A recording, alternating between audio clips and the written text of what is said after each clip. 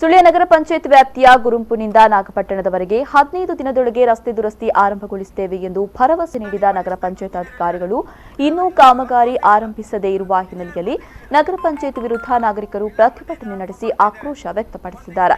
ಪ್ರತಿಭಟನೆಯನ್ನು ಉದ್ದೇಶಿಸಿ ಮಾತನಾಡಿದ ಬ್ಲಾಕ್ ಕಾಂಗ್ರೆಸ್ ಅಧ್ಯಕ್ಷ ಜಯಪ್ರಕಾಶ್ ರೈ ಅವರು ಕಳೆದ ಬಾರಿ ಸೇತುವೆ ಬಳಿ ಪ್ರತಿಭಟನೆ ನಡೆಸಿದಾಗ 15 ದಿನದೊಳಗೆ ರಸ್ತೆ ಹೊಂಡ ಮುಚ್ಚುವ ಭರವಸೆಯನ್ನ ನೀಡಿದ್ರು. ಆದರೆ ಇನ್ನೂ ಕೂಡ ದುರಸ್ತಿ ಕಾರ್ಯ ಆರಂಭಿಸಿಲ್ಲ ಎಂದರು. ನಗರ ಪಂಚಾಯತ್ ಸದಸ್ಯರಾದ ಎಂ ವೆಂಕಪ್ಪಗೌಡ ಅವರು ಮಾತನಾಡಿ ಶೀಘ್ರ ರಸ್ತೆ ದುರಸ್ತಿ ಮಾಡುವಂತೆ ಒತ್ತಾಯಿಸಿದರು.